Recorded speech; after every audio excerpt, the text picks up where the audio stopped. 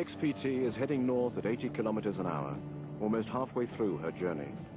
The rhythm of wiper blades cuts through the quiet atmosphere of rural life, and small towns blur for those who are lost in thought.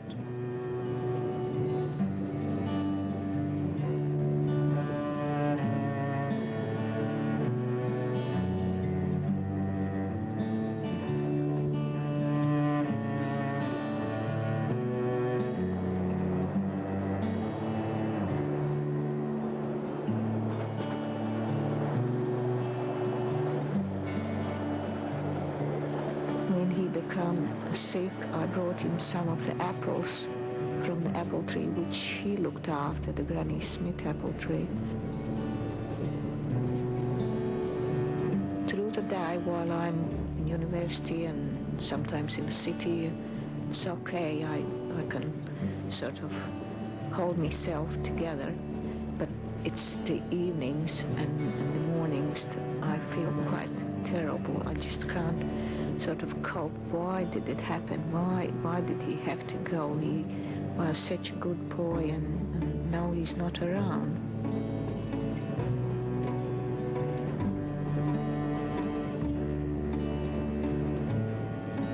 People that leave us here in this earth go away and sit on clouds and look down to us. That's the story my grandmother told me. And when I see those huge big white clouds, I keep thinking maybe Ben is sitting there and watching me.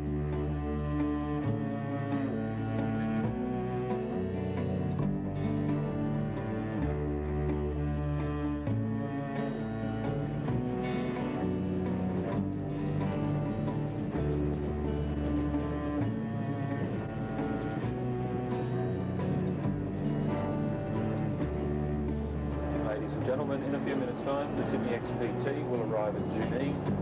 Those passengers wishing to leave the train at Junee, please be ready to do so when the train comes to a stand at the platform. Junee will be the next stop. Thank you. A half hour down the track from our last stop at Wagga is the small town of Junee. The old Junee roundhouse signals that this town was once a hub of activity for the employees of the railway. Today, the XPT slides past, oblivious to the ghosts of yesterday.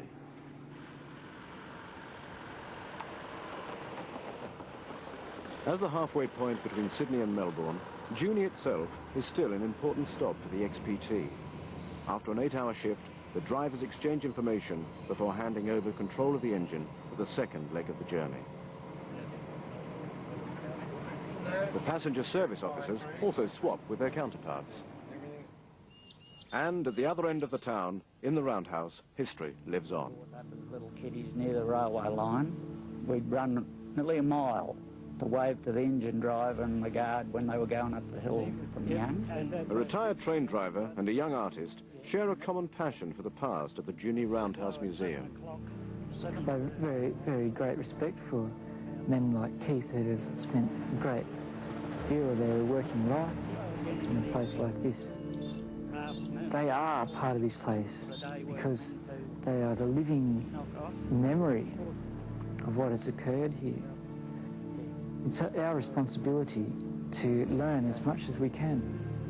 I mean, of course, we're not going to learn how to drive a steam engine, but it's really interesting to know all the little tiny things that have happened, the movements of people, the things that used to go on, what it used to be like. There's just so much of our past that we must carry with us. It's just a breakdown crane, and 5 of them came out from the American Army in 1940, and that's the only one remaining. It's a very famous one too. Yeah. If I had my choice to go over again, I'd go for steam any day. Yeah. Steam talks to you. Diesels never ever talked to me. No? No. You had to beat to the valves and that, and know just when you were working a bit too hard, you felt like a millionaire.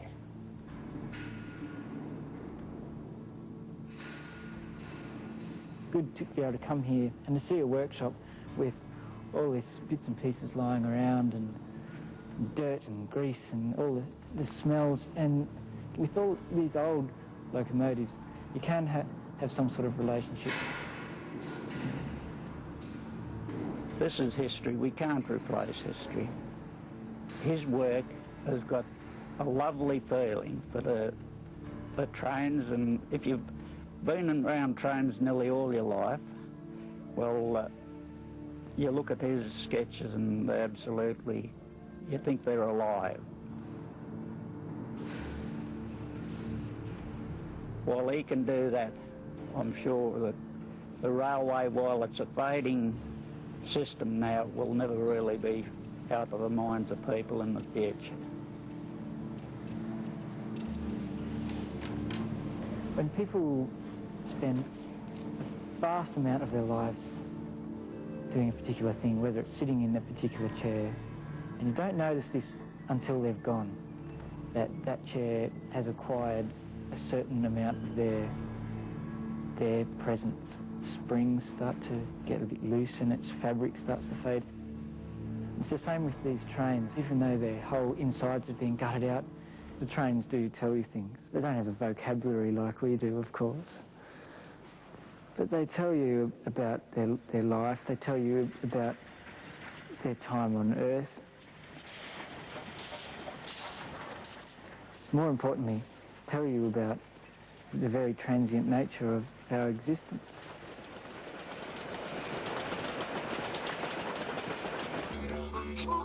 Tell me that fingernails manicure.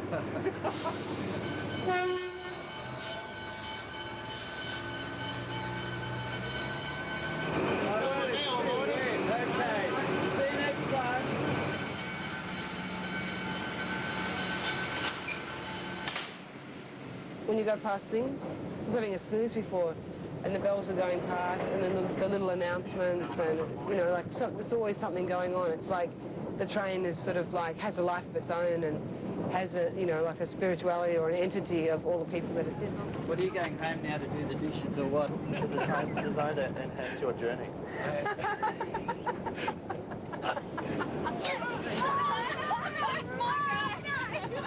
I know the difference between a cow and a sheep because the cow has the things at the bottom. Exactly. The sound that's affected me the most on this trip is when the train stops and all you hear is the silence.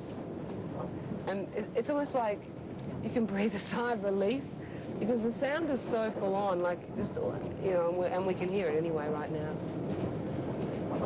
I mean, if I were to write a piece of music for the train, I'm not quite sure what I'd do, but I'll have to go back and work on that one.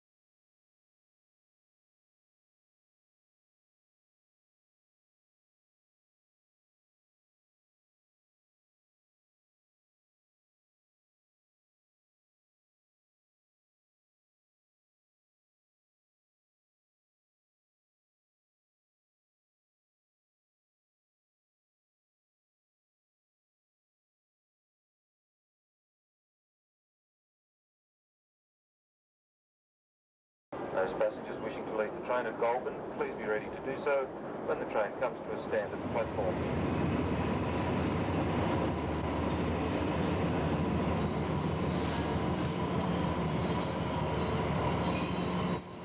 And here comes the silence. And we've stopped, and it's silent. It's fantastic.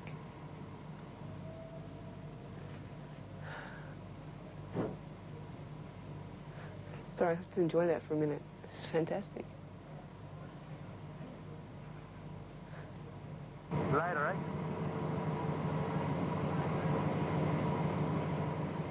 Two passengers join the XPT at Goulburn. Thanks for coming and seeing us off, eh? Bobby Williams and Pauline McLeod.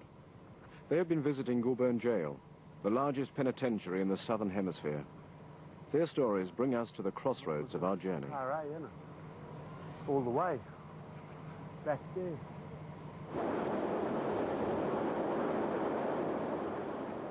Most Australians trace their history back 200 years when the British flag was first raised on this great southern land. However, Australia's indigenous people are finally finding a voice. This voice is often met with reactions of anger and ignorance. It challenges the comfortable notion of Australia, the lucky country.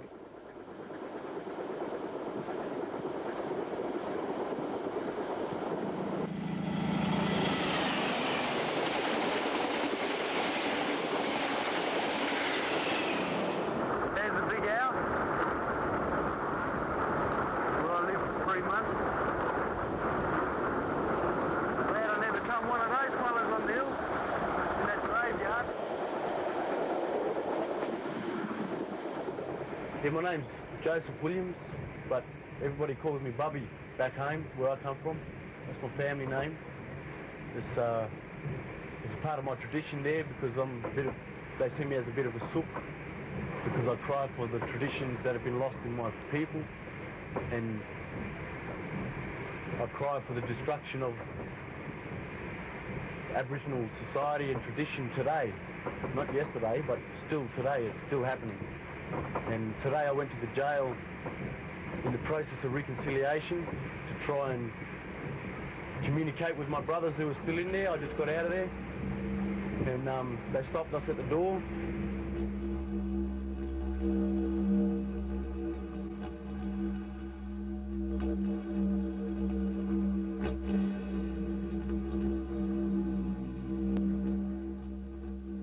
It was Nadok Week, an annual celebration of Aboriginal culture.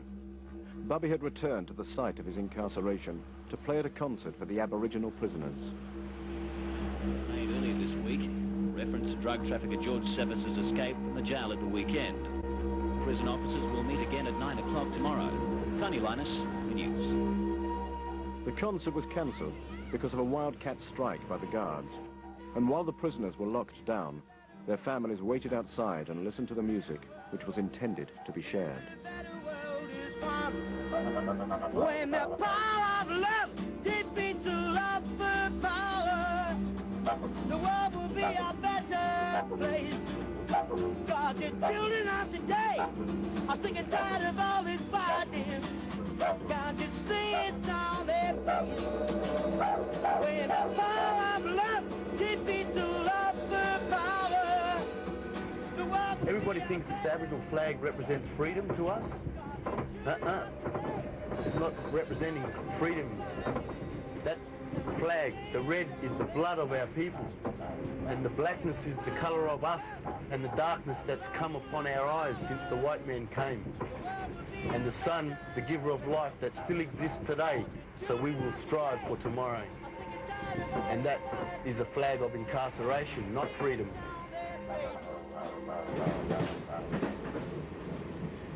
I grew up on the Noarlunga River.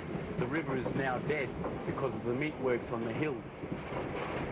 After they shaved all the hills of the trees in my country and dug my ancestral spirit out of the ground and left a big hole where he once laid,